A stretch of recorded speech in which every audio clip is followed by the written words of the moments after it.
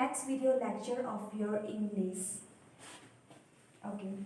Today I am going to teach you about singular and plural. Singular और plural क्या होता है? Alright. तो a singular noun names one person, place, things or idea. Singular उस चीज को refer करते हैं जो सिर्फ एक होता है. Example boy. Alright. जो चीज एक होता है. Like देखिए यहाँ पर person. किसी person जो एक ही है. किसी जगह का नाम, किसी चीज का नाम या फिर आइडिया. ठीक है. एग्जाम्पल इज बॉय और गर्ल. आपको देख के ही पता चल जाएगा कि girl, I am talking about only one girl, not many girls, right. तो this is a singular. Now next is plural. What is plural? A plural noun names more than one person, place, things or idea. It means it refers to more than one and more. Alright? जो एक ना हो, एक से ज्यादा हो. देखिए singular में मैंने क्या कहा? I said about only one girl. इसीलिए GIRL. I'm talking about only girl. But plural में इसका क्या होगा? I mean yes.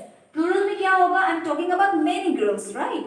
So आपका क्या ऐड हो जाएगा? This is gonna be add in your plural. Similar wise, जरूरी नहीं है कि आपको सिंगुलर में प्लूरल में अगर चेंज करना है सिंगुलर से प्लूरल में, so you will only add s and it will become plural. No, it is not like that. Plural बनाने के लिए बहुत सारे रूल्स होते हैं, राइट. मैं आपको 3 रूल्स के बारे में बताऊंगी जो मोस्ट पॉपुलरली ज्यादातर यूज होता है. ऑलराइट. सोचिए कि आपका सिंगुलर प्लूरल में मैंने दिया,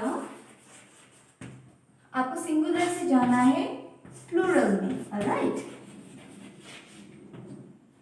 तो देखिए अगर आपको रेगुलर सिंगुलर वर्ड्स मिल रहा है जैसे कि बॉय, इसको आप प्लूरल में बनाएंगे तो you can add only S.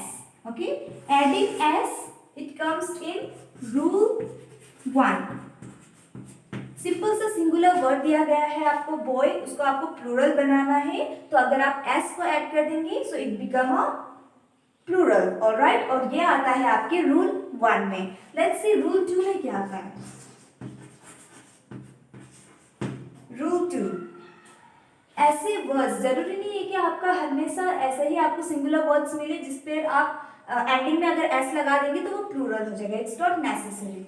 कोई कोई वर्ड्स ऐसे भी होते हैं जो एंड होते हैं. It always ends, not it always, it's mainly ends with S, S S, S H, C H, X, O और जेड. ओके.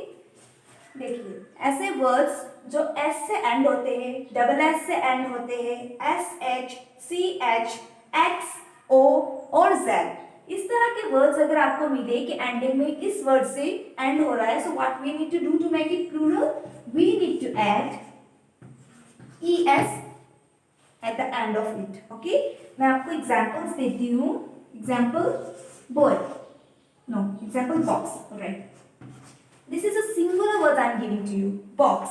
देखिए इसका एंडिंग में ये किस तरह से एंड हो रहा है? It and with x. Alright. तो यहाँ पर देखिए ऐसे वर्ड्स है जो एक्स से एंड हो रहे हैं. यस. अगर एक्स से एंड हो रहे हैं so what?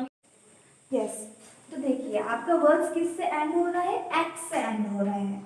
So what I'm going to do? I'm going to add es over here, okay? box, and I'm gonna add es.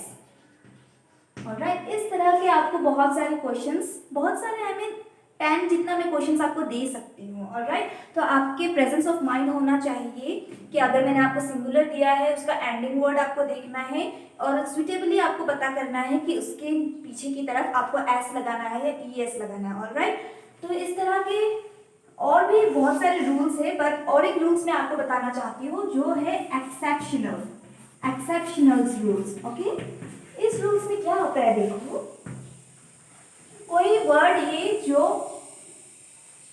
And होता है इसी वर्ड से, बट वो रूल इस तरह का होता है कि वो खुद इनकी रूल को फॉलो नहीं करते. ऑलराइट. एग्जांपल आप देखिए आपको समझ में आ जाएगा. Example I am giving for this exceptional. Okay.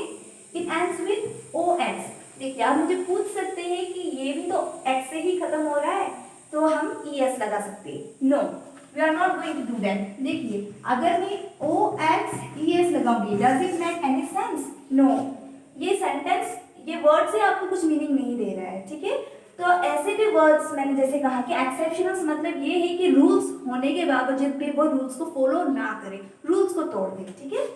तो this is going to be incorrect, wrong. तो एक्सेप्शनल में आप क्या करेंगे, we gonna add some another words over here. देखिए, ऑक्स है, this is a singular, alright. अब जब मैं इसको प्लूरल बनाऊंगी, I am gonna make it OXEN, oxen, alright. So, next I am going to teach you about the questions and answer, which is the main part for your upcoming periodic test, alright? तो I have already given you a video lecture, chapters के बारे में मैं आपको already link दे चुकी हूँ ताकि आप उसे अच्छे से समझ सको, ठीक है। तो मैं आपको अभी शॉर्ट समरी टाइप में बताऊंगी कि चैप्टर है क्या और किस तरह के क्वेश्चंस आपके एग्जाम्स में आ सकते हैं। सबसे पहले मैं आपको बताऊंगी हैप्पी चाइल्ड की समरी के बारे में, alright.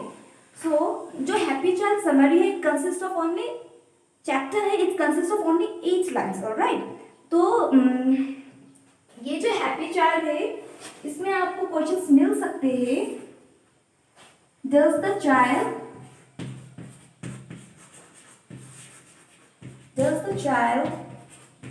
in the poem is happy?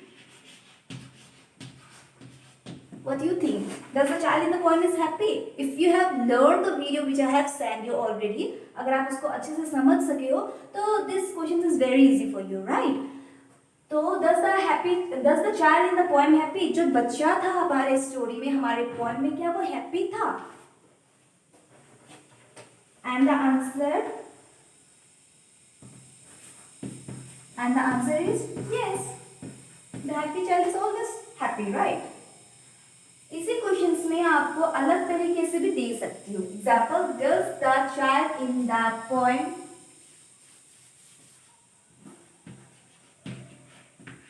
cry? इसका आंसर yes होगा? Absolutely not. इसका आंसर होगा no.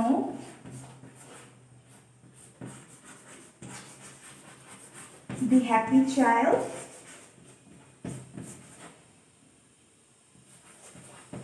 does not cry. ठीक है, ये सारे आंसर जानने के लिए आपको क्या करना पड़ेगा? You have to know the questions, sorry, you have to know the story of the poem very nicely, ठीक है। तो शॉर्ट समरी में मैं आपको बता दूं तो ये हैप्पी चाइल्ड की स्टोरी एक छोटे से बच्चे की है। नरेटर खुद उसको नरेट कर रहा है स्टोरी में कि वो हैप्पी चाइल्ड अपने डे रूटीन में क्या करता था, वो कहाँ खेलता था, वो खेलने के बाद किस पेड़ पर पेड़ के नीचे जाके क्यों बैठता था, ऑल दिस थिंग्स, ठीक है। नेक्स्ट आपको इस चैप्टर के बाकी क्वेश्चंस आपको इस तरह से मिल सकते हैं कि what does the happy child do the whole day long, okay, what does the happy child do whole day long.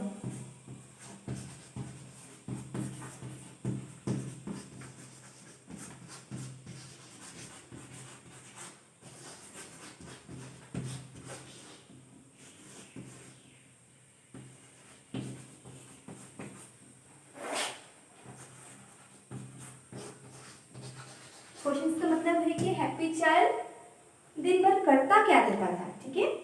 The happy child laughed and play the whole day. Answer है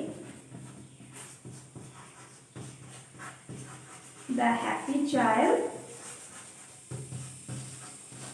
laughed and played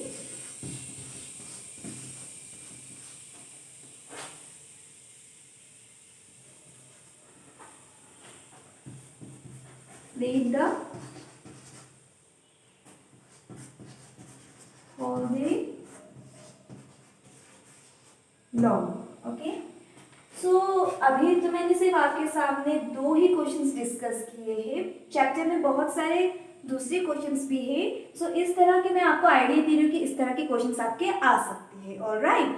next मैं आपको समझाऊंगी about the 3 little pigs. इसका भी मैंने video link आपको already share कर चुकी हूँ। मैं समरी में इन शॉर्ट में बताऊं तो हमारे जो चैप्टर थे द थ्री लिटिल पिग्स, ये स्टोरी में क्या था कि इस स्टोरी में 3 पिग्स थे। एक का नाम था सोनू, दूसरा का नाम था मोनू एंड तीसरा का नाम था गोनू। गोनू तीनों में से तीन पिगों में से सबसे बड़ा गोनू था, राइट। तो स्टोरी में क्या होता है कि सोनू जो था उसने अपने घर स्ट्रॉ से बनाए, मोनू जो था उसने अपने घर स्टिक से बनाए, राइट। और जो थर्ड था गोनू, उसने अपने घर ब्रिक से बनाए थे। तो क्या होता था कि वो तीनों बहुत एक दूसरे के साथ बहुत क्लोज थे, राइट। तो फिर उसी जगह जहाँ वो रहते थे वहाँ पर एक वुल्फ भी रहता था and wolf always try to, बहुत बुरा था वो, he always tries to come and destroy their houses, right. तो क्या किया, सोनू का घर वुल्फ ने तोड़ दिया, मोनू का घर भी तोड़ दिया। क्यों? क्योंकि वो स्टिक से और स्ट्रॉ से बने हुए थे। लेकिन जो थर्ड था, जो सबसे बड़ा था पीगो में से, उसका घर तोड़ नहीं पाया। क्यों? क्योंकि उसका घर बना हुआ था ब्रिक से।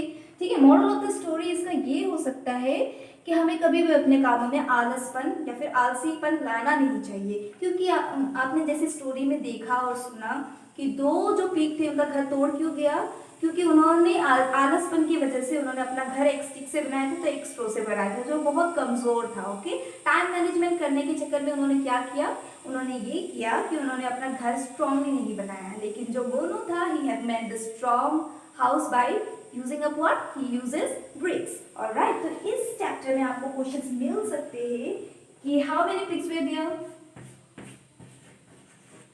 How many